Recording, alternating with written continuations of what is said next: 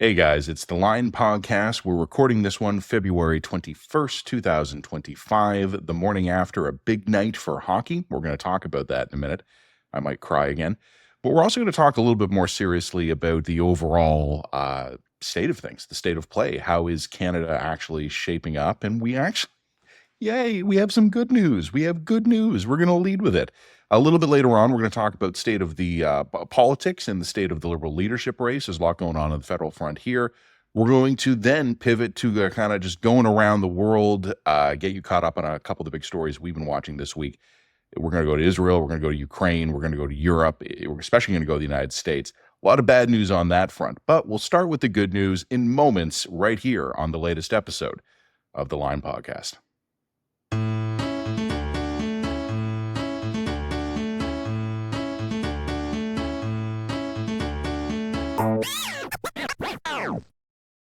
This episode of the Lime Podcast has been brought to you by Unsmoke Canada, which is dedicated to helping Canadians who are looking to quit smoking understand the full range of options available.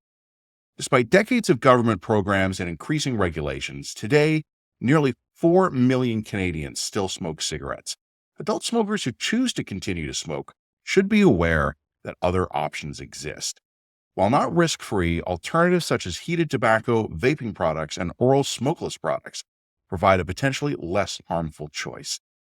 Smoke-free alternatives do not involve combustion or burning, like smoking a cigarette does. Instead of heavily restricting access and information about these options, Canada's government should be adopting common-sense legislation that will help further bring down Canada's smoking rates and put information in the hands of Canadians. Information such as the relative risks compared to cigarettes. Because the products are not the same, and they shouldn't be treated the same. It's just common sense. Learn more about how a smoke-free future can be achieved at unsmoke.ca. I, Jen, am not romantic about sports. I like sports. I like watching sports. No, you're a ruthless killer when it comes to sports. That's the good way to be. A little bit. And people who say things like, oh, sports is just a big business. Mm-hmm. Yep, it is. And Wait a that's minute, fine. wait. What do you mean you're not romantic? Aren't you like a Maple Leafs fan? Yeah, but with hate, not with love. Self-hate? Oh yeah. See, yeah, I don't think you can be. And I don't think you can. And for others. Even hate. I don't think you can be a long-term Maple Leafs fan unless you're a little bit romantic about sports. Let me say this. I might romanticize the Maple Leafs, but I don't romanticize sports as an institution. Okay, there we go.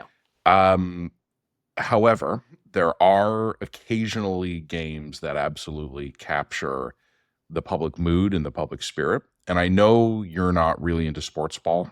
I enjoy a good hockey game. You refer to every team as the Flames. I like to see the men in the sticks and the shooting of the pucks. It's very exciting. Yeah, no, Jen gets into it, as you can tell. I do get into it. Sports to me, and this is why I don't romanticize sports as like an institution. To me, sports is a socially acceptable way to channel our barbaric, primal, monkey-brained residual instincts, right? Like it is no longer socially acceptable to have race riots or, ethnic wars and things. So what we do instead in every major city is we create a team and we put them in matching uniforms, and then we fly them around to do battle with teams in other cities. And then we kind of all get our vicarious thrills through that. Like it absolutely gets that little part of the brainstem. But usually it's silly. It's like, well, our millionaires in yellow shirts went off and defeated the other millionaires in blue shirts. The Four Nations hockey tournament that the NHL put on, which, as we noted in last week's dispatch, the NHL is the most controversy-averse major sports league. When they came up with the idea of the Four Nations tournament, it was like, wow, what could be less political than a round-robin hockey games among allied countries? And then these U.S.-Canada games became absolute wars. I wasn't a complete emotional wreck last night, but I am not going to lie, I did weep some tears when Connor McDavid, who frankly I don't think had a particularly good game last night. Like I was kind of like, oh, come on, McDavid, what are you doing? But then in that key moment, based on an Austin Matthews defensive brain fart, Connor McDavid puts it away for Team Canada in overtime. I was going to wear my Team Canada jersey for this, but then when I put it on this morning, I realized I'd gotten Shanghai noodle sauce on it, so it's off to the dry cleaners. So I'm going with my Canada sweatshirt. But boys, I am wearing my tribal identification garment for you today. I mean, to be fair to sports, politics, the same could be said of politics. It is a socially... Often, yep. Yeah. I was very pleased to see that we had won. I will admit that my sense of F these guys were Canadian is growing in me. I can feel that emotion. I can feel that emotion sort of starting to take root. In fact, I'm probably going to be doing a debate in April now about whether or not Canada should join the 51st state. And for once, I will be on the crowd-pleasing side of a debate.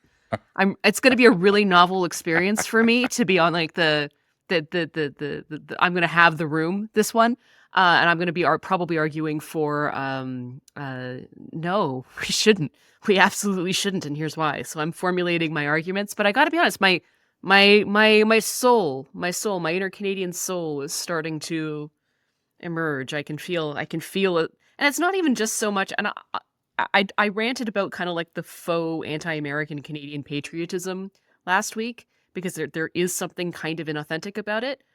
But this week, I am feeling it myself, and I'm willing to say, yeah, but really screw those guys. Like, just screw them.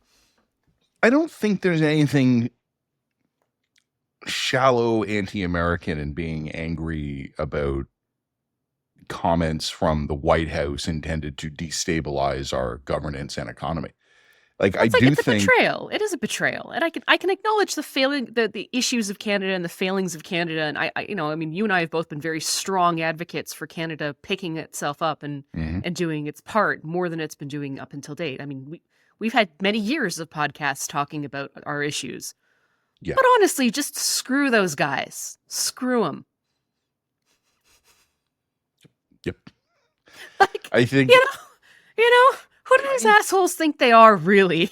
Here's the thing, and I'm with you on decrying the shallow, smug anti-Americanism that serves as a placeholder for Canadian identity. I agree with you entirely. Yes. And I would also say I also hate, with a pretty visceral passion, the Tkachuk brothers, but then also this Canadian instinct that I have. And I don't want to name names because I don't want to get in trouble in my personal life, but there was this great example of a friend of mine who's overseas and was working overseas for a while and was complaining about the costs of healthcare because, they were overseas and they needed to have insurance to cover. And then they got sick, and not seriously sick, but like they needed like a doctor's appointment and some antibiotics and like a chest x-ray, things like that.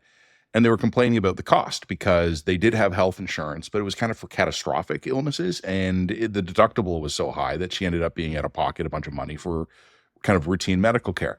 And she had this like epic social media rant that I saw lamenting how that she missed Canadian free healthcare. Okay, but and sort of like beginning to get the eye twitch thing. Yeah. Going on. Yeah. Firstly, it's not free. By free healthcare, do you mean largest single combined program expense in the Canadian Federation? Yeah. Also, by the way, if you leave the country or you're not a citizen and you don't pay into that citizen, you still have to pay. So it's not free for everybody. It's not like Americans can just fly over and get their. So I absolutely hate the shallow anti-Americanism and the idiotic Canadian exceptionalism, jingoistic bullshit.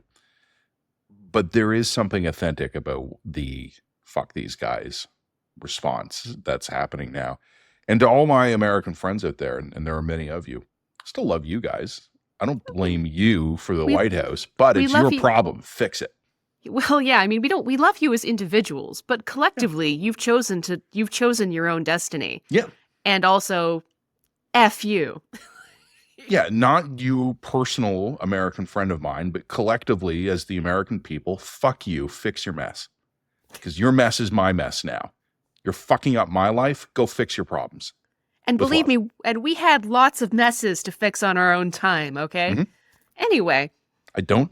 The frustrating thing is, and this is a needle that needs to be threaded very carefully these days. Trump ain't entirely wrong about us, and the challenge we're going to have is separating the insane from the legitimate. And I'm looking at people out there who are making reasonable points about Canadian defense preparedness or Canadian border security. And they're going, oh, why don't you just go join America, you traitor? No, no, no. There are legitimate criticisms to be made here. It's but just but these Trump ain't making them well, legitimately, and he's not and a good also faith actor. exactly, these criticisms aren't being made in bad faith. That's the fundamental problem. And I mean, I'll quote some people when I say bad faith changes everything. Mhm. Right? Like you can't. I if Trump actually does force this country into fixing some of its internal problems, building stuff, becoming more economically resilient, fixing some of our infrastructure backlogs, like doing the things that we need to do to become a more resilient and economically powerful nation, then that would be inadvertently the best thing, the best outcome I could possibly hope for. I mean, my Be most great. popular tweet before I stopped tweeting, and it was by far the most popular thing I'd ever tweeted, was if Elon Musk destroys Twitter, it will be the best thing he ever did for humanity, and I'm including the space stuff and the electric cars in that Mhm. mix. It was wildly popular, and I still stand by it. Like I honestly think that might wind up being the best thing he ever did for humanity, was destroying the stranglehold that Twitter had over the intellectual classes of our societies. Great, fantastic. Like, do I think he's a good actor who's engaging in good faith nonsense? No, and we'll get into that. Yeah. But if he destroys something that's bad, then that's an ultimate good outcome, whether he intended it to be a good outcome or not. And I kind of feel the same way about Trump. If Trump forces us to be better, that's good. I just don't have any naivete about what his intentions are, and nor should you. Any good that comes out He's of not Donald Trump should be accepted, but seen as an anomaly and an yeah, accident. he's not doing this to make Canada a better, stronger place and the people within it wealthier and more productive. That's not his game plan. It's the Like opposite of what he wants. He wants us it's weak and pliable. he wants us weak and pliable. That's what he wants. So You know what's interesting? Talking about the stirring of the Canadian heart. I'm looking at, I have at this time, and I reserve the right to change my mind later. But at this time, I have not yet chosen to call out my incredibly patriotic Canadian friends who were 3 months ago explaining to me that Trump was necessary to stop woke or some bullshit. Well, yeah, I don't like his policy on this, but we need a bit of him to, stop woke. And now they're like, Connor McDavid, let's go burn the White House. Okay. I mean, no one's the problem with the problem with people is that we think we're rational, and we're not. We're emotional. All of us are emotional actors. We behave in emotional ways, and no one is perfectly intellectually consistent in all respects. It's just what it is. People's minds change according to the circumstances and the context in which they're in. And you know what? If Donald Trump hadn't proven to be a total asswipe who was trying to annex our country, those people would probably still be on the pro Donald Trump he'll destroy the wokes train. So As soon as he takes the boot off our throat, if he gets distracted, they'll be back. well, yeah, right. But anyway, I just wanted to say, just as a gut check, a pure feelings check, I do feel the rising surge of, if not patriotic Canadianism, quite, because I do think we have a lot of work to do here in Canada to get to the point where I'm like strongly patriotic. I at the very minimum feel that screw these arrogant, careless sons of bitches who have squandered the inheritance of wealth and power that has been bequeathed to them by better men. Yeah, I had a bit of a moment of that last night as I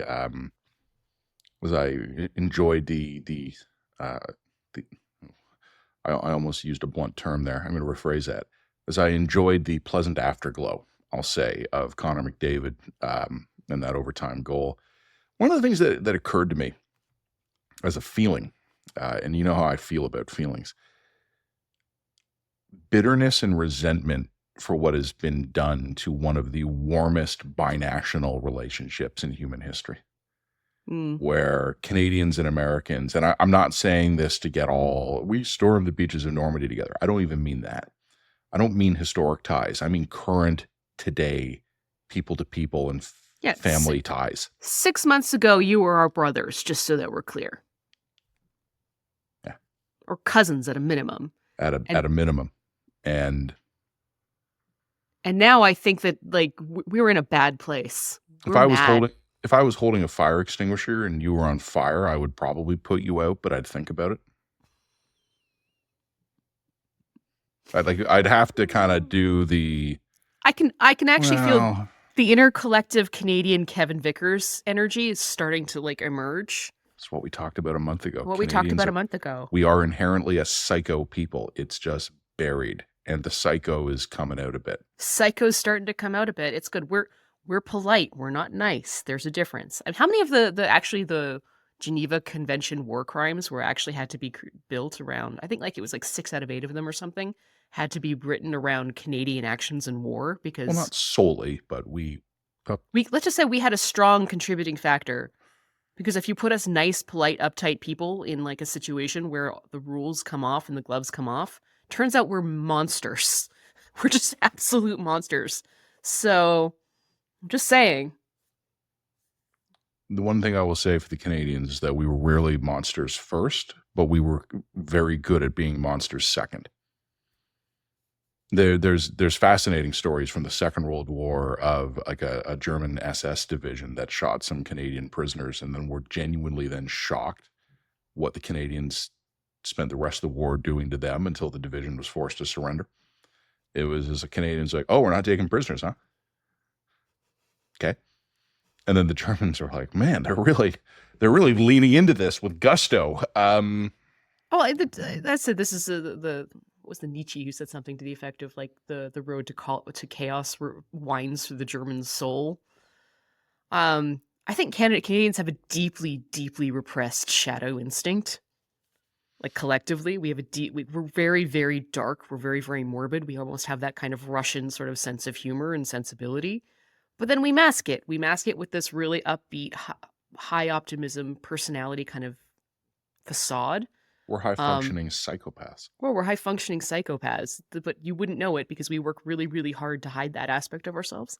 So anyway, I do think we've hidden it so well that a lot of Canadians either functionally don't have it or don't know it's there. Yeah, and until they start rioting at hockey games, I mean. I've always been more comfortable just with the theoretical idea of the psycho Canadian. It's not out of place with my worldview. Make Canada scary again. Asshole nation, baby.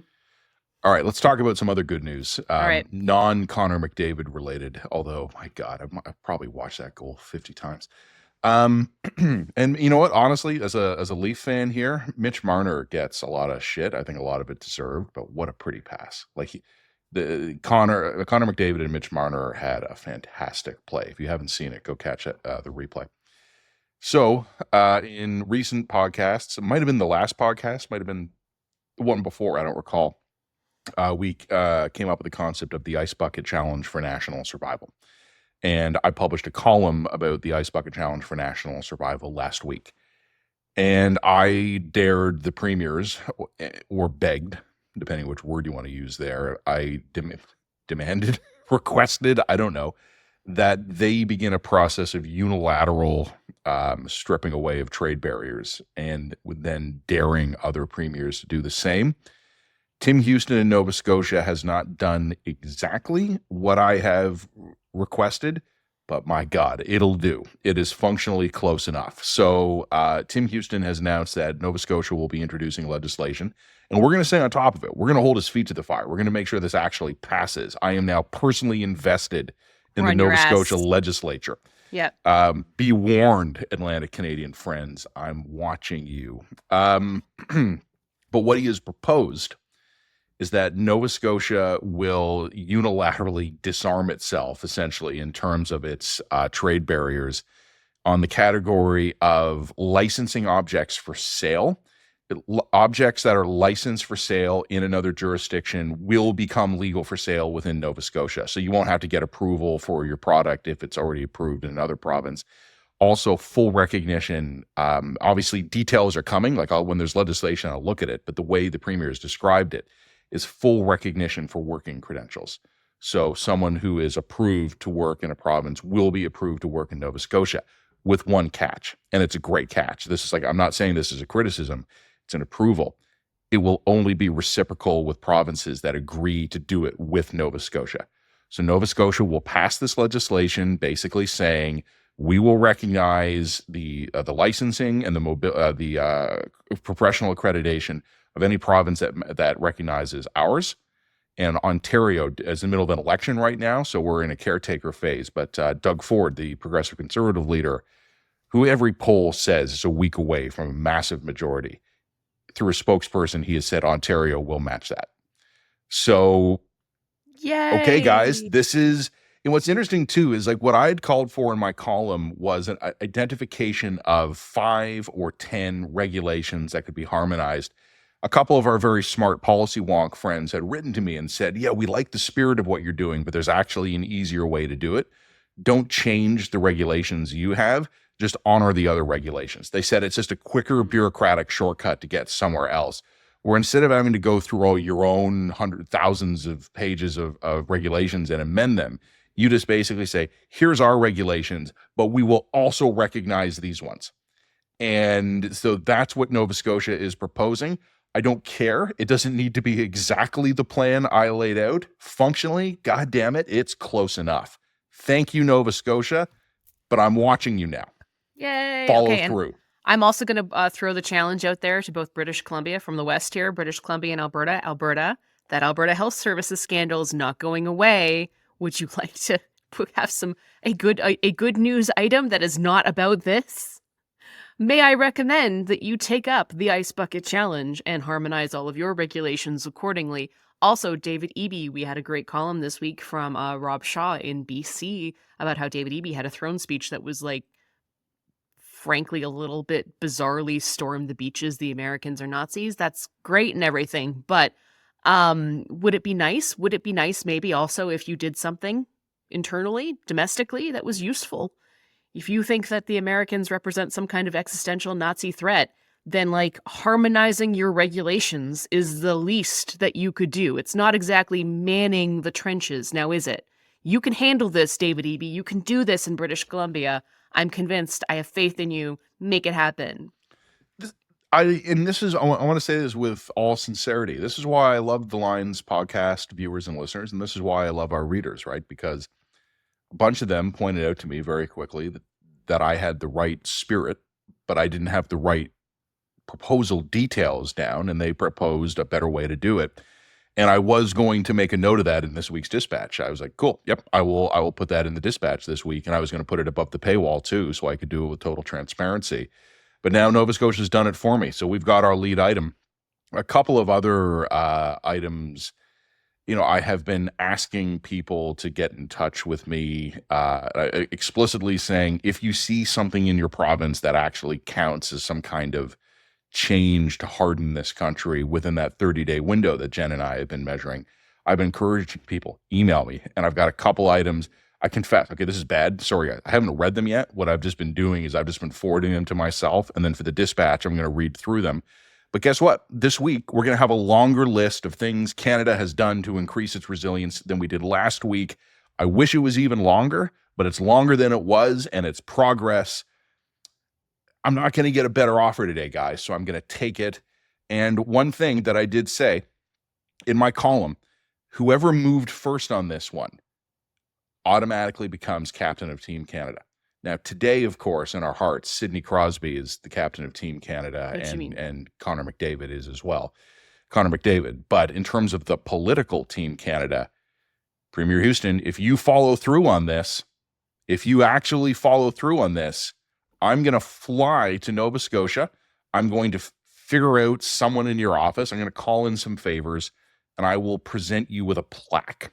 We should do this. No, we are going to give kidding. them a track. We should give them a plaque. Yeah. Team Canada plaque. A Team Canada plaque, which the line will commission and have done on our own Our own dime. And I will call in some favors because I know a few guys in and around the Nova Scotia government. We'll even host the line live in Nova Scotia. There you go. Perfect. Yep. Yes, we'll do it. That's it. It's a plan. That's our plan. But Premier Houston, Nova Scotia, we're coming. We're coming. See, we said a few weeks ago we have to make Canada's back a threat. Nova Scotia, the line is coming, and that's either a promise or a threat, depending on whether or not you guys follow through on this. So, Premier Houston, you've made the first move. Get the legislation passed. Get it done. If you do it, we're coming. We are flying out there. We're doing a party in Halifax. We're going to go to Bicycle Thief and have some delicious soup. I want lobster. We are going to have a plaque. You will be given guest access to on the live taping. Yep. We'll host tickets. Tickets will be like cheap and cheerful. Everybody who wants to come will come, and then we'll have like a subscriber only party after in some cool place in Nova Scotia after the fact. That is the plan. We have beer. We have food. In fact, we should even give him the plaque on the line live taping. If he'll show up, I will do it. I will go on bended knee and give it to him like it's a goddamn engagement ring, if that's what it takes. But we will make a plaque and we will give it to Premier Houston. We're setting them this. This is we've already made the promise publicly. It's done. We didn't talk about this promise before we started recording. We just decided to roll with it, and now we mean it. Yeah, because we're serious journalists, serious adults, people. It's good. But here's the thing: another province could beat them to the punch. Yeah. Oh, yes. It's the first province to actually enact, not just promise.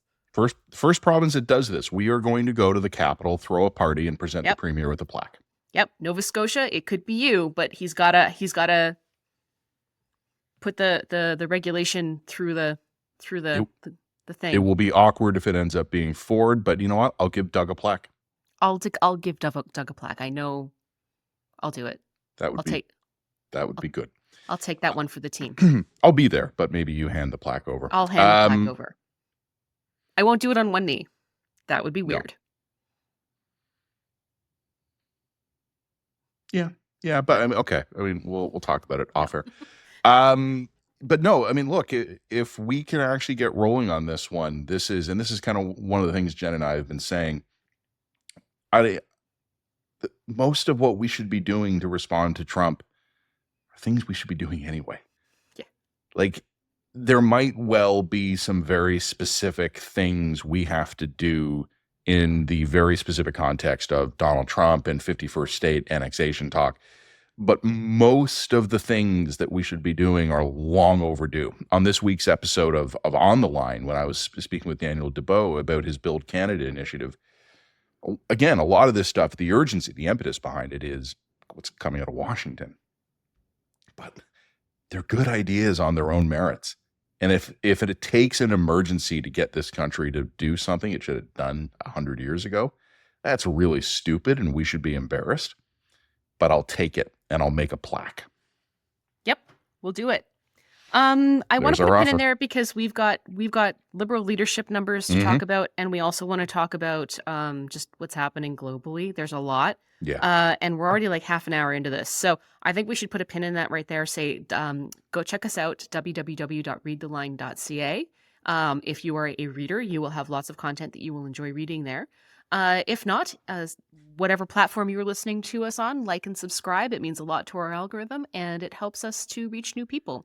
New people like premiers who can then harmonize regulations, which is very important. Policy directors and chiefs of staff and event planners, et cetera, et cetera. But more to the point, I do think we have probably exhausted our plaque-related content for this episode. But when we come back in a moment, a little bit more politics. For hundreds of communities across Canada, forestry is a lifeline, supporting 200,000 workers, $87 billion in annual revenues, and $37 billion in exports, $29 billion to the United States. But it's more than just a driver of our economy. It's key to addressing some of our biggest challenges. We need an action plan for our forest sector and its employees, one that will help build the homes we need with Canadian wood, reduce the risk of wildfires, and create more family-supporting jobs right here at home. To learn more about what forestry can do for Canada, visit forestryforthefuture.ca. So, Matt, we actually have some hard data coming out of the Liberal leadership race. Interesting to work through. One thing that us political nerds always pay attention to is fundraising numbers, because fundraising numbers are a really excellent proxy for Enthusiasm, depth of support, technical competence, all kinds of things that matter when we're talking about politics. They're a really good shorthand for what's happening behind the scenes, right? So we got some numbers coming out about the Liberal leadership race about who is fundraising the most money. Really interesting. Mark Carney, $1.9 million. Initially, it was reported that Chrystia Freeland had raised something like $200,000, but it turns out that was a bit of a misread, because there's some technical and procedural issues that undercounted her spend. Yeah, and in one sentence, what most of the campaigns, according to the Freeland campaign, which put out a statement, most of the campaigns have chosen to fundraise directly. Freeland's campaign is, to my understanding, is functionally using the Liberal Party in trust to hold her funds. So her direct donations number looked awful, but apparently double the money had come via the Liberal Party via donations collected on her behalf. But even so, her number, you had said it was around 200. Her claimed real number is only 600. Right. So her claimed real number is 600, and then Gould was coming in at like 236. About a $250,000, yeah. Just a little under a $250,000. So to me, the race is now over. Yeah. I don't expect necessarily Chrystia to have, or Freeland to have matched Carney's number. I mean, Mark Carney's coming from more moneyed circles, so it wouldn't surprise me if she was lower. But she still needs, if Carney's raising 1.9, she needs to be in the $1 million club to be competitive here, and she's not. 600,000, presuming that number is correct, is almost half of where she probably needs to be. And to me, that just tells you that there's not enough support, there's not enough money. She doesn't have the networks required to generate the funds. So, and also the other thing too is, once these numbers get announced, they also have a bit of a self-fulfilling prophecy effect, where people are going to see that Carney's lead is so significant compared to Freeland that people will just say, well, Freeland ain't going to be it. It's going to be Carney. If I want to, demonstrate support, people don't want to get behind a loser. They're going to get behind the winner. So this is not, Freeland's not competitive at this point in the race. I feel bad for her. And I feel bad for her in the sense, and you and I have not hesitated to make criticisms of her, but we've also never hesitated to say when we agree with her. And we have not been uniformly negative toward Freeland. There are things that she's done and she's understood and she's gotten right. Yeah, right? Absolutely. But one of the things, our main criticism of her is and always has been a lack of retail political skill. And when we talk about that, what we're usually referring to is the fact that, like, when she tries to work a room full of journalists and academics and business leaders and world leaders, she does great. When she tries to work a room of Canadian voters, she does terribly. But I wonder if there's almost a corollary to that, because retail politics, it's a cynical term, but it means your ability to sell yourself. Can you walk into a room and close the sale with a group of voters? I'm wondering if her retail political problems, though, also include an inability to read even her own room, the Liberal caucus, right? Because in the immediate aftermath of Freeland putting her bat'leth into Trudeau back in December, putting it right through his heart, there was all this talk about, the Christmas party, more people wanted to get selfies with her than with the prime minister. And, there was this really weird moment of, Chrystia Freeland rock star. And you and I, around Christmas, we were saying, guys, that's not going to last. No. Like, this is her stock is as high as it's going to go. Her share price is artificially high right now, and it's going to come crashing down. I wonder if Freeland or maybe some of the people advising her were like, hey, we can ride this. Like, every one of those people who wanted a selfie with you at the Christmas party, they're going to endorse you and they're going to donate to your campaign and they're going to get their network donating to your campaign. Well, here we are 2 months later, almost to the week. And where are we? Carney's roaring ahead. He's locking up endorsement after endorsement, and he's vacuuming up all the money. And Freeland, she's coasting to an absolute blowout second place. And Well, it's also why? an interesting problem because like Carney's not a better retail politician. Nothing that I've seen from Carney screams high talent retail politician. I mean, there was an interesting story that came out a little while ago about how Harper actually tapped Carney to be a finance minister. And I think he said no because it would be inappropriate for him to make the jump from a job as the head of Bank of Canada to a partisan position. I was like, oh, would it? Is that inappropriate? Are we just glossing over that problem? Okay. But the problem is that, like, I have no problem with Carney as a finance minister. I think he'd be a great finance minister, regardless of whether or not you're talking about the Liberals or the Conservatives. He could find an excellent role as a leader of a minister like that. I mean, nobody questions that. Nobody ought to question that. His CV is really interesting, provided you overlook the whole maybe a Bank of Canada governor shouldn't be running for politics. Period. But we've all sort of collectively decided to move past that little persnickety problem. The problem with Carney, or sort of the benefit that Carney is running on right now, or the gas that's fueling his roadster, is that he's a cipher. He's exactly what everybody wants him to be, because we don't really have a very clear sense of what his personality is, or what his vision is, or what his actual policy proposals are. For a guy who like launched his campaign criticizing the Conservatives for being all slogan, no plan, this guy does not have a plan.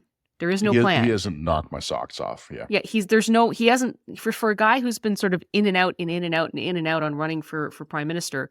It's not clear to me why exactly he wants to run for prime minister, what he wants to change, or what he wants to accomplish, aside from making Canada the strongest economic country in the G7 somehow by the magic of his resume and last name.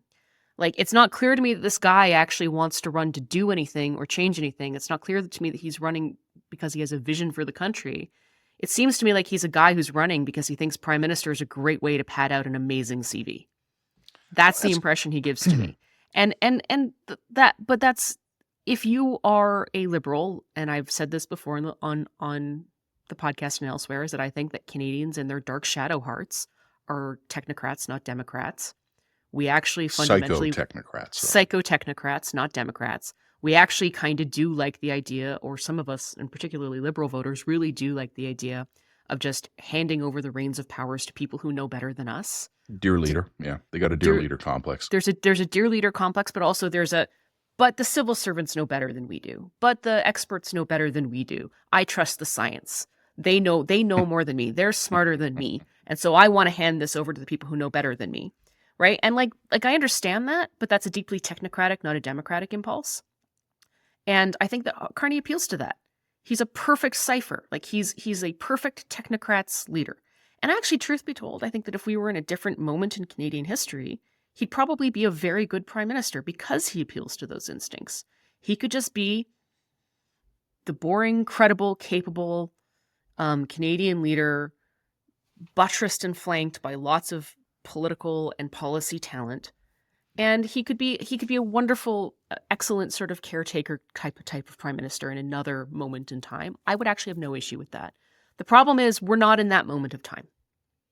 That's my issue. We're in a moment where we actually need someone with a strong sense of vision and who is capable of sort of navigating the big picture stuff and is willing to come to the table with big radical ideas that shake up Canadian complacency. And to me, this guy is the epitome of Canadian complacency. I want to ask you a question. That's not fair. I don't mean that because he's not a complacent guy, but I mean like he's the epitome of what a complacent Canada would look to in a time of crisis. I want to ask you a question, but I actually want to put a pin in that question just for a minute because I do want to respond to something you were saying there. In my ramble, I was rambling. No, you were expressing yourself. One of the things I'm fascinated about, we don't need to go on a length for because we've talked about it a bunch in recent podcasts, is just the notion of historical eras and when they change. when he pivot from one to the other. Mm-hmm. Something that you and I talk about quite a lot in November after the U.S. election is that one of the questions that was settled, which was the 2016 election of Donald Trump the fluke, or was the 2020 election of Joe Biden the fluke? I'm not even making a comment on the guys here, but they represent very different forks in the road for America. Joe Biden was pretty much as middle of the road incumbent, 20th century America as you could find. That, and I don't mean that as an insult. That was basically his sales pitch, like bring normalcy back, vote Joe. Whereas Trump in 2016 in particular was a radical diversion from the norm. What we didn't know for an 8-year period was which one was the historical direction America was going on. Not going to go on at length about this because we've had that conversation before. But one of the interesting things, and it's going to be up to future historians to decide, is when to call the pivot of that era. Was the pivot 2016 when we had the first signal, or was it 2024 when we had the confirmation signal? That there's an 8-year window there. And 100 years from now, historians aren't going to care. Like an 8-year period of uncertainty a century later, that's 2 paragraphs in your book. But right now, we're living in it, or we were living in it. And I'm trying to figure out, when did Justin Trudeau go obsolete? Because it was a year or two ago now that Mitch Heimel wrote that great column about the Obama era of leaders. Mm-hmm. And Macron and Trudeau, Mitch had written at the time, were the last ones standing. And it looks like Macron is going to be the last, because unless Macron is gone by March 10th, Trudeau will be. So, and I think it actually happened I think it happened 2017, maybe 2018. I think I agree with that, but I think I'm going to let the future historians, I'll let figure that one out. Whenever it was when Mark Carney became wrong to be the prime minister. If in a different universe, a guy like Mark Carney in the 1990s, the 2000s, the first half of the teens, he would have been a 15-year prime minister and an icon. And he would have done fine. And he would have done great. He would have done great stuff. He would have been fine. And he would have been fine. What we're going through now, and this is kind of one of the reasons we talked about this in the last dispatch, in the last podcast, is I am not convinced Pierre Poilievre and the Conservatives today are much better prepared for this new world than the Liberals. I think. In fact, I'm very convinced they're not. Not. Tonally, they probably are. And I do think Pierre Poilievre has, as seen in his speech last week, I do think he has begun the process of that pivot. But it's going to be a little bit of play acting, right? Because he might do the right things that the moment requires, but he'll do them out of sort of reasoned necessity as opposed to intuitively being a product of that era. He's not going where the puck is heading. Yeah, exactly. See, right? Look at you. There you go. He's not. There you go. Like none of these people, like Poilievre might be the closest thing we've got to the guy for the moment. But Carney or any of them. I make the case for any of them. Sure, but they're all thinking it. They don't have that hockey instinct. None of these people are Gretzky's. None of these people are political Gretzky's. So this is a really interesting question, and this isn't even the question I want to ask you. I'll come back to that in a minute. How long is it going to take for us to get, as a liberal, as a conservative, maybe an NDP, maybe it's Wab Kinew, maybe it's a provincial premier, maybe it's someone who hasn't even hit the voting age yet. How long is it going to take for us to get the first major party leader at the federal level who is actually a product of this new era? Whether it started in 17 or 20 or 24, how long does it take to come up through a political system? Well, Poilievre's what? He's in his mid-40s? Yeah, and actually, remember. To be honest with you, he's a little bit older than I am, a couple of years. Because I think that it's going to be our age, and I'm 40. You're how old 42. Is Pierre Poilievre? He's 45. So 3 years older than me. Okay. But I think that generations can change really quickly and on short time frames, and you can have a conversation with someone who's 5 years older who doesn't get it. I was talking to my friend just this week. She's 10 years younger than me, and in a lot of ways, generationally, she's an alien. Yeah, that's right. So I think it's going to be sort of the exennial generation. I think that she's a listener too, so I should say she's great. Yeah, so like by alien, I mean superior form of life. Pierre, I think, is very culturally X. Yes. We're kind of Xennials, so we're kind of Yes. in this, and we can Yeah. sort of look at both of these groups and kind of Whereas that chameleon. friend I'm referring to is pure millennial. Yeah, pure millennial, and that's a different thing. And then the generation coming after that is I don't understand them at all. They're a different type of people, as far as I'm concerned. Anyone who understands intuitively what Skibbity Ohio means is not real I to me. unfortunately do now understand what Skibbity Ohio is. I understand what Riz is, and I understand what drip is. My son is talking about rizzing himself up for me with his drip. God, it's I actually know what Riz means. So it's actually really cute because he's like this really skinny little 8-year-old, and he's like he does these little poses for me, and I'm just like I don't understand, but I love you. I don't know what to tell you. I love you fiercely. It's amazing how much of parenting just kind of comes down to nodding and giving them a pat on the back. Of course, darling. Let's go watch some trains.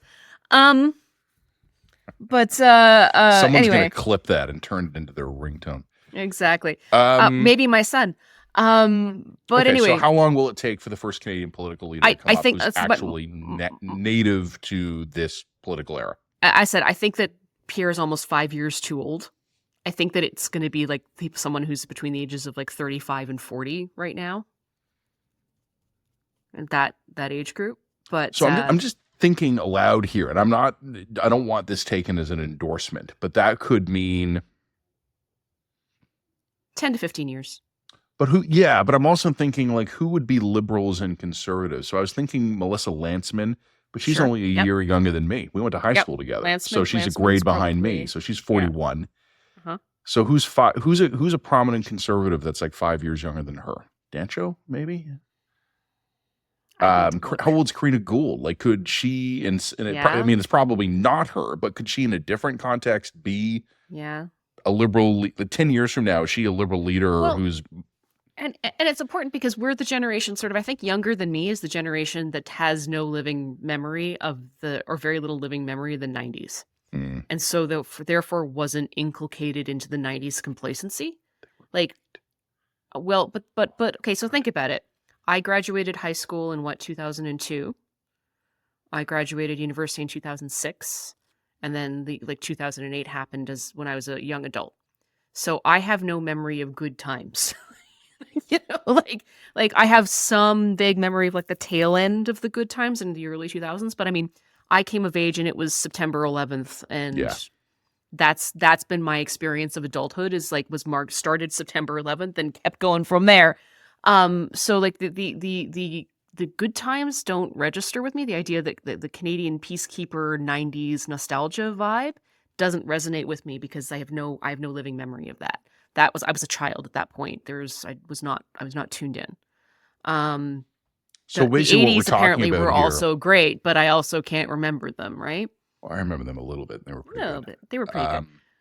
But I still have enough of a sense of the old world. Like I was a pre-digital native, so I had a normal childhood, biking around a neighborhood, not tied to a screen, walking down to my friend's house, my one friend, my friend's house, and playing Nightmare on the VHS tapes. Like I had that kind of like that pre-digital, the last of the pre-digital childhood. Yeah. And then no adult memory of the good times. And I think that those two things really shape that generational outlook. Well, this is what my younger friend and I were talking about this week. We were just joking about our first cell phones, and like her first cell phone had like a high definition camera and was connected to the internet. And like my first cell phone had like Snake. Yeah, I was the Nokia. Yeah, I had my first cell phone at 16 and I didn't use it because nobody else had a cell phone. So it's just for calling my mom to pick me up after work. And I would play Snake on it. Like, like that was what you did. So what we're basically coming out to here. So for us, even though I'm 2 years older than you, functionally, well, first of all, Ontario had OAC. So I only graduated high school a year older than you, a year before you. I was a year behind all of my classmates at Ryerson because I was a year, which actually caused problems for me. So, well, I mean, there were lots of problems for me. I was going to say, did it cause or exacerbate? Okay. I'm going to take that. I'm going to wind that one back. I'm going to wind back the tape. We'll drop a mark. A couple of knots. Buzz that part of the podcast. Right. I don't really want to talk about my university years. I don't want to go there. but you and I could say that you and I were young adults coming of age, um, John Hughes movie style, with two major events, 9/11 and the '08 financial crisis. Yeah. And it's like, my dad was a business guy, and my wife still is a business guy, but I have this very specific memory of being up at the cottage. And my dad is like looking at different newspapers. And this was a month or two before the bottom fell out, but he's looking at some story about like trouble at Bear Stearns. And he was like, ooh. Like, he knew enough to know that that was a domino. And I was like, it was summer break. I was heading into my grad program. We were literally on the way to the golf course, and my dad and I and my now brother-in-law, who was golfing with us, we were having a conversation where we're trying to figure out what the fuck is a derivative. Like, we did like collateralized debt obligations. What? Like, we didn't know what these things were. So New York and Washington attacked, global economy melts down. That was our formative window. If you're 10 or 15 years behind us, Jen, you know what your formation is? The '08 financial crisis and the pandemic. Yeah. Yeah. When are we going to get our first premier or prime minister? And that was their formative experience. That was their formative experience. And so anyway, like I said, this is why I plus find the housing crisis kind of being throughout it, because between those two bookends, can't afford a house. Well, and it's a miracle we got a house, but and I could never afford a house in Toronto. We still couldn't afford a house in Toronto today. I couldn't afford my house 6 months after I bought it. Yeah, well, there you go. The funny thing is this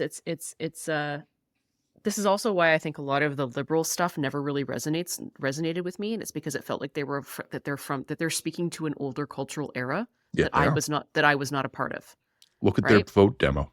Yeah, this is right. They're speaking to a version of Canada that is kind of trapped in amber in 1993, right? And I was like, I was in grade school, my friends, and many of the voters after that they weren't even born yet. So yeah, it's a different thing, and for me, that my adult experience of living in Canada, and at the time I was living out abroad for a few years, has been sort of complacency, mediocrity, decline, financial crisis, housing crisis. This is a country that doesn't build things, doesn't do things, and can't really take itself very seriously anymore. Everybody stay at home because we have no hospital beds. That's right. Like, that's been my adult experience of this nation, and it's a different adult experience than someone who is even 5-10 years old or younger, right? Or younger, and younger it's been worse, right?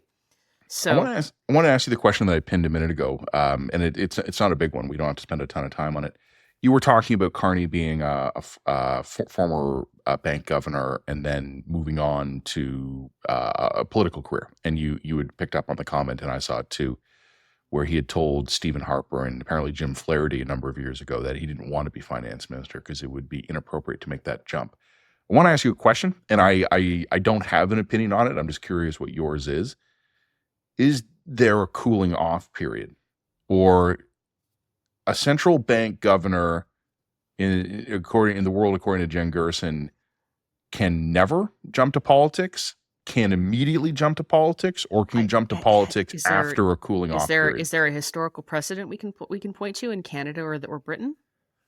You know what? There might be. I can't answer that. I don't know. I don't know, and I don't know enough about historical precedents in the UK to draw a comparison there.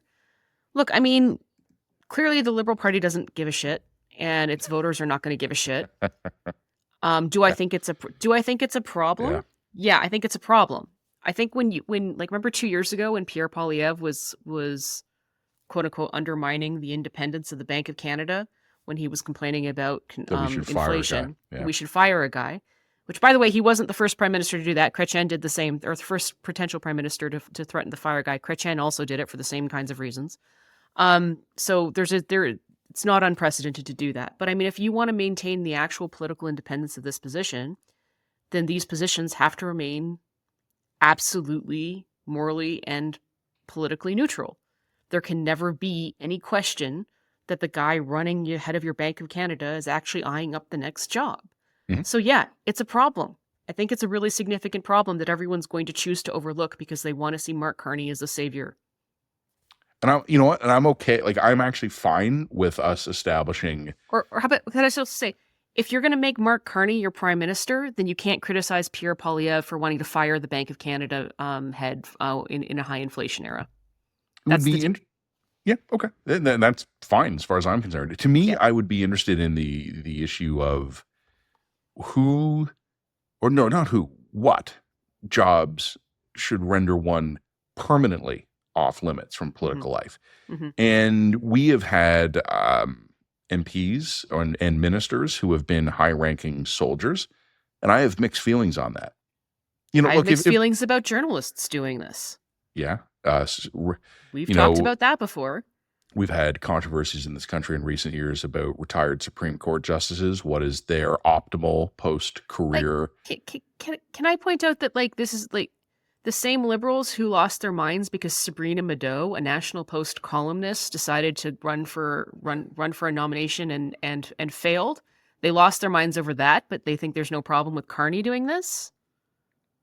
Like, well, liberals are better people, Jen. Like, this is they can only do right. Sabrina Mado, who was like a columnist for like a couple of years at the National Post. And we, by the way, we weren't totally uncritical of her there. We were like, there is a problem here. There's pretty obviously a problem around her making that jump. There's a question about the degree of neutrality that she brought to the job before. And I think that it was right to point that out and criticize her for it.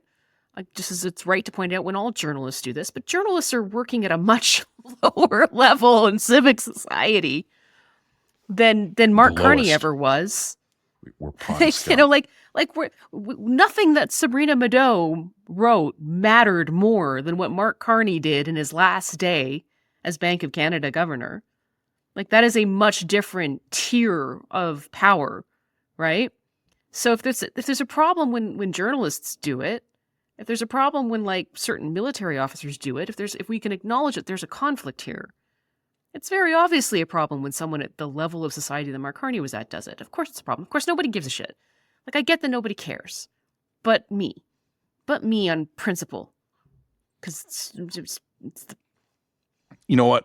It's Jen. I'm going to say to you what I said in the headline when I wrote the column about Sabrina Mado. I'm just asking for a consistent standard. I don't care much what it is, but like, tell me what high-ranking military officers, retired Supreme Court justices, central bankers, or senior journalists are and are not allowed to do, and let's have a good old-fashioned social convention. And it won't be a rule, it won't be a law, it will be a public determination with good old-fashioned name and shame as our enforcement agent that will. Anyway, I think the new convention is being set right now, and if Mark Carney can do this, then therefore the boundaries between these professions is essentially collapsed. Yeah, the reason I asked about a cooling off period, though, is because we know that's going to be the response. Well, it would be inappropriate to go right from the central bank into politics, but he spent 10, 15 years doing other things. Maybe that's fine. Maybe that's enough. Maybe it's not. I don't know. Yeah, it's not for me to make the convention. It's ultimately for the voters to make the convention. They vote with their feet on this. I think that there's a problem when your entire political brand and appeal is built around the fact that you held these jobs. Like, this is like someone imagine a Supreme Court justice retiring and then running for political office, the highest political office, on the grounds that they were the Supreme Court justice, which presents an inherent conflict, right? Like, it's like he's trying to turn the conflict into his only and strongest credential for actually holding the job. And it's a conflicted conflict. It's a conflicted credential. Like, I just don't see how that can't be a problem. Like, I also don't think it would. I think it would actually be less of a problem if he made the jump after a cooling off period to a finance minister. Like, I think that if he were to wait 10 years and then become a finance minister or MP, or to like do something of that nature, to me that would be not a problem, because then he would be taking really useful expertise and taking it into political space after cooling off period. I think I would have a less of a problem with that. But to go right from Bank of Canada governor to prime minister, yeah, no, and to me that strikes me as uniquely inappropriate. Yeah, and look, if someone who's been a captain in the Army and commanded a company, or a lieutenant in the Navy and did some patrols, wants to go and they do their 20 years and they top out as a major or a lieutenant commander or something, and then they get a pension, and then they go pursue public service, I'm fine with that. It's different if it would be the chief of the defense staff announcing that they're retiring from being the commander of the armed forces to go run for an open political seat that would make that person prime minister. The question that we have here is if he does it after 10 years, or she, because we have our first female chief now. How long is enough for cooling off? 5 years, 10, never? I don't know. That person would be really uniquely situated to have a cooling off period and then maybe become Minister of Defense. Like, I think that's because the experience they would be bringing to the table. I mean, we have former members of the military, service military defense, and that's generally considered a huge asset. Like, that's fine. I have no issue with that. Just as in the same way, like, I kind of think it would be fine for Mark Carney to be a finance minister after a certain period of time. I don't know. Look at you being all reasonable. But then maybe it isn't fine. Maybe there's something unique about the Bank of Governor role, because the Bank of Governor role is supposed to be so nonpartisan. It's supposed to be so independent from political interference. Maybe it really isn't appropriate for that person to ever be in politics in any capacity. Well, maybe I changed my mind on that while I was talking. Honestly, I don't even know anymore even what I believe. So I'm reaching for a hockey metaphor. All I can tell you is that it's not going to be up to us to set the convention. It's going to be up to the voters to set the convention. And I just don't think voters care. It's hard to go from a player to a coach. Yeah. Anyway, that's it. Yeah, I'm done. That's all I have to say. We wanted to talk a little bit about high-speed rail, but, maybe we don't, because I want to write a column about high-speed rail. Oh, I forgot about high-speed rail. Look, I'm going to put a pin in that because, bluntly, we've been talking quite a long time. I will say this, is that for On the Line, I've already recorded my weekly version of On the Line. Yeah, coming up Tuesday. That's coming up Tuesday. I speak to an expert in travel infrastructure. We talk about why air travel in Canada and North America, but especially Canada, is so bad. The answer will probably surprise you. It's actually very interesting. We talked a little bit about why this country can't build stuff good, that the answers for that are not no good build stuff, no good. Why do we build a country for? Why no good build stuff? Why we no build good stuff? So we talked a little bit about that, although the answers were less forthcoming, and we actually had an opportunity to talk about high-speed rail. I don't want to totally give away my next column, but let's put it this way. I was both profoundly cynical about the government's announcement of a $3.9 billion plan to create a plan for high-speed rail, signed off by a prime minister in the last days of his prime ministership. I'm totally appropriately cynical about all of that. But my God, do I just want this country to build a goddamn thing? I got to go to Ottawa in a few days. You don't think I want a fast choo-choo? I want a fast choo-choo. I want to be a country that can build a single fast goddamn choo-choo. Just one. You want to know something funny? And you can save this for your column. You can use it in your column. I wrote a column for the Hill Times this week about it. I went back. I've been writing about high-speed rail or high-frequency rail in Canada for too long. And when I was writing a column this week, I went and looked through some old notes. And one of the old notes I had was a 2016 Canadian Press article, which was when VIA announced that it had selected not high-speed rail, but high-frequency rail to service the Toronto-Montreal-Ottawa corridor.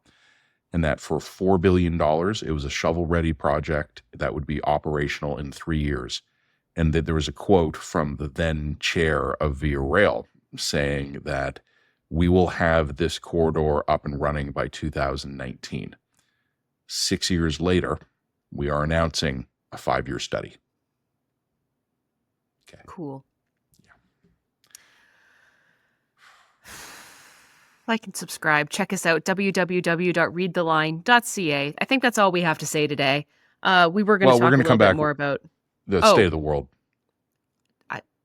We probably don't have time for that, to be honest with you. Really? We could try. We could try. Let's try. All right, come back, like and subscribe. We'll try and talk about the state of the world. Well, with our last remaining rushed segment, we wanted to just do kind of a quick run around the world here. And Jen and I, we shoot the shit. We have a good time. We enjoy this podcast, but occasionally we just have to talk about stuff that's just unbelievably awful. And one of the things that happened this week, after pretty close to 500 days, I don't remember the exact number of days. Jen, I had accepted that the Beavis children who were abducted from Israel on October 7th, I had accepted that they were dead. And I'm not trying to say that glibly or brutally, but my own calculus was that those were such high-value hostages from the perspective of Hamas that they would have been exchanged first if Hamas had them. And when we heard nothing,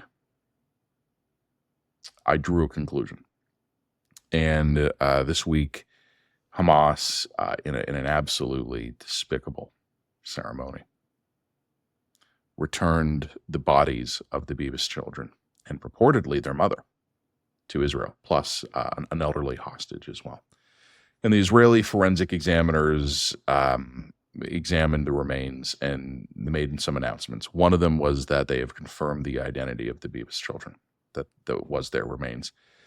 Apparently, according to the Israelis, they've been dead a long time. They probably died very shortly after their abduction.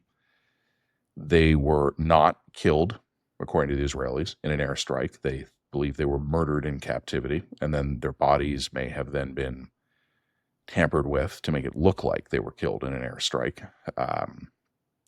This is all awful, but it's what I expected. What I didn't expect was that the adult female body Hamas handed over to the Israelis that was apparently the baby's mother wasn't. It's some random dead Palestinian woman that apparently Hamas doesn't even know the identity of. And it's not clear to me if Hamas knew whose body it was. There's a couple of different possibilities here. But Hamas either doesn't know where the mom is or they've still got her somewhere. And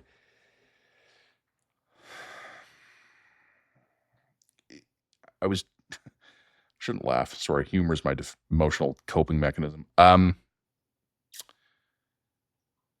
You really got to go the extra mile to somehow find a way to take returning at a celebratory ceremony 2 children's corpses that were abducted and killed. You've really got to reach to find a way to make that even more grotesque. Handing over a random corpse that you're trying to pass over as their mother somehow cleared that bar. So I'm going to reiterate, I can't say much about this without descending into either screaming or sobbing. So what I am going to say is exactly what I said in the immediate aftermath of October 7th, which is quite simply that I take everybody at their word. And I'm looking at a lot of people making statements about this, saying, well, this is awful, but I'm like, oh, okay, do go on. Put it out there. Put it all out there. Put it on the record. And we'll take you at your word on that one. So that's the absolutely awful update from the Middle East. We're hearing reports that Donald Trump is planning to do something. I'm skeptical. Trump has been promising to rain hell down on Gaza and or by Gaza. I don't really know what the hell White House Middle East policy is at any given moment. We'll see what Trump does, if anything. Meanwhile, of course, as you and I were talking about earlier, a big week in Europe as well. There's the Ukraine situation, but I also think, let's talk about Ukraine just for a minute here. The Americans and the Russians are now meeting in Saudi Arabia to basically plan out the future of Ukraine. And you know who's not invited? Ukraine. And by the way, Ukraine may not sign up for this. Mm-hmm. The Europeans Europe may not sign up for this. Well, which is sort of the more crucial point. A series of words rolled through my brain this week in a succession. Every word individually I had thought before, but I had never thought them in exactly this order before. Here goes. Thank God for the French nuclear arsenal. The Europeans have the ability to defend themselves with nukes, if nothing else. And I bet you maybe we should get in on that, Nat. I don't think I think we can't pivot from laughing at our inability to do high-speed rail and then launch a Canadian nuclear program. But if I any just of want our us. I want allies would us. like I to want sell us us. some, Yeah, I would. That's what I'm saying. I don't think we can build it ourselves. I think we would have to buy it off the shelf from somebody who does these things competently. But I I'm open to would. the conversation. Oh, look, if Japan or South Korea wants to take a look at the state of the world and go nuclear, if we could chip in some money Yes. Yeah. or Let's get in on uranium that. or hmm plutonium, like if we can We have directly lots of that. if we can Come and get supply it their while it's nuclear still program, ours. yeah, a couple hundred Canadian nukes floating around in submarines, yeah, that would hmm be fine. That I would be don't think we need a real lot. good. We just need a couple. Just a couple. Just enough. Mhm. Just enough. So the Europeans are now talking about potentially the functional or absolute de jure collapse of NATO in the next 4 weeks. And That's I not don't great for know. us, though. It's not. Not good for us. It's suboptimal. It's real bad. Yeah, it is decidedly suboptimal. So we're between America and Russia. We're in between those two places. And yes. that's not a great place to be when America is devolving into whatever it's devolving to and NATO's collapsing. Like that doesn't all of a sudden our nice, cozy little, we're surrounded on three sides by oceans. We're neighbors, we're best friends to the south. Everything is great for us. All of a sudden we have some real strategic vulnerabilities in that world. Big ones. To any friends of the line in South Korea or Japan, for the love of God, go nuclear and sell us some. Yes, thank you. Thank you. So, I mean, we've had the British Prime Minister this week talking about putting British troops into Ukraine. They're seeing the French talking about making similar offers. The Germans are very cross. They're not saying as much, but they have that look they get. Yeah, when the Germans go silent, that's not a great sign. I saw this incredible meme this week. I think I shared it with you of a woman staring into a camera with an extremely fake grin and wide eyes saying, what people with high pattern recognition and historical knowledge now. Yeah. On that note, like, just so that we're clear, I've got 5 minutes here. So I'm going to have to wrap this up pretty soon. I got nothing else to add in our state of the world, but Europe, they're going through a thing right now. And one thing I will credit them with, I think they're figuring it out faster than we are. They are. And in fact, I do think that this was probably the week when the oh shit moment started to hit. Like America's going, we don't know where America's going, but it's not going to the good place. And we're in America too, I think. In America too, I do think there's been a collective oh shit moment happening. This is the first week I've had the sense that even Americans were like, ooh. It was the combination of the Doge stuff. It was like that weird interview that Musk did with Trump. It was the CPAC interview that Musk did at, I mean, I can't tell. He seemed off. He seemed as if he were K-holed. I don't know whether or not he actually was, but that's what he seemed like. But anyway, the combination of all these factors, I don't think it's correct to say that America is going full Nazi because I don't think that this is that. I think this is something new. I think that America is going into some kind of weird, chaotic, oligarchic, authoritarian space that looks probably a lot closer to, ironically, Ukraine or Russia than 1930s Germany. That's not great. So that we're clear, that's not a good outcome. And it's real bad for us. My reckoning is that it's a weird blend of 1890s America, 1930s Germany, and 1990s Russia. If you throw those three things into a blender, I think that's America in the 2020s. Something like that. Like, the democratic safeguards are coming down real quick. The internal checks and balances that, withhold certain norms and rule of law are being directly challenged by,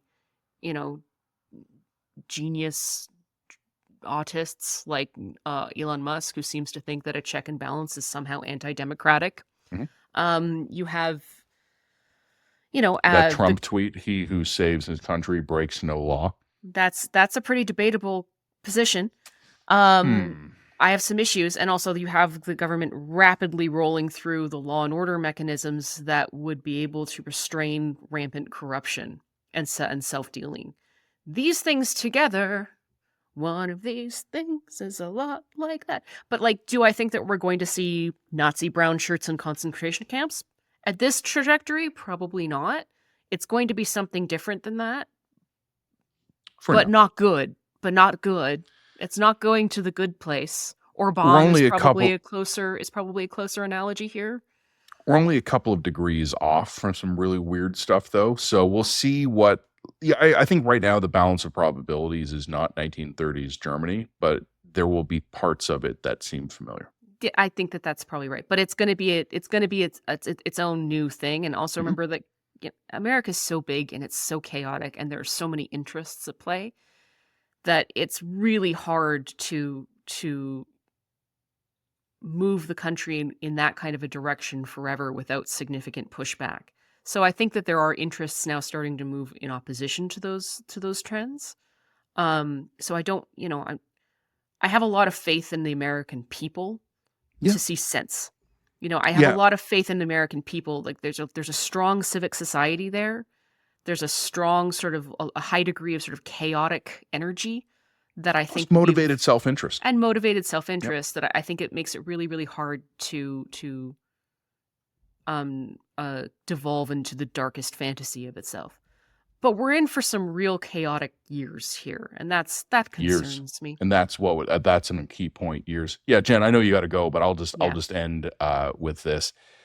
This was the first week, the one just passed, where I began to start to see glimmers of something I've been waiting for since November, which was rallying of domestic resistance. And I don't mean rebellion. I just mean, where are the axis of resistance to Trump going to be? Is it going to be the courts? Is it going to be civil society? Is it going to be the Democrats? Is it going to be the state houses? Is it going to be within the Republican Party?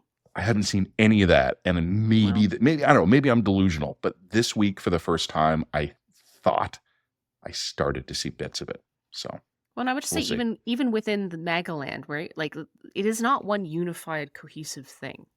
Right? Even within the Republican Party, there's dozens of factions that are operating at cross purposes and cross interests, and each one fighting with one another to try and get what it wants done.